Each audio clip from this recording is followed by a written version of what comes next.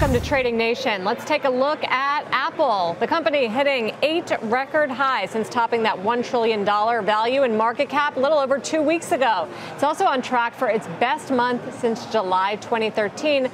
Does the rally have any juice left? Matt Maley's with Miller Tabak, Gina Sanchez with Chantico Global. Matt, from a technical perspective, we usually see a run-up into big product launches in September.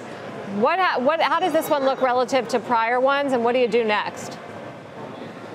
Well, obviously the stock looks great. I mean, we had been bullish on the stock and pounded the table, reiterated our stance when it broke out to another new high back in March, and it's up 18% since then.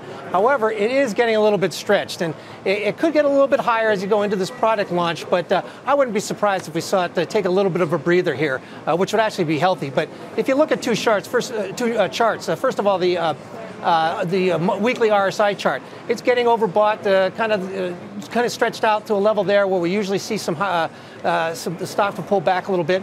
And we're also seeing the stock, if you look at it, it's a 62% premium to its 200-week moving average. That's the same level it reached in 2015, just before the stock pulled back for a couple of weeks there.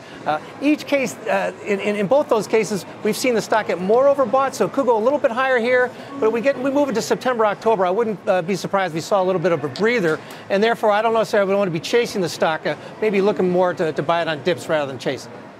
Gina, what about you? How does the sentiment around Apple feel, and how do you evaluate its prospects for the rest of the year? Well, Apple really didn't go into this run because it had tremendous fundamentals. I think, if anything, most investors were concerned about the lack of the next new thing. I mean, Tim Cook has clearly shown that he knows how to run the business, but is he necessarily the visionary? I think that's a big concern around Apple. However, one of the reasons that we've seen this big run really is around market sentiment.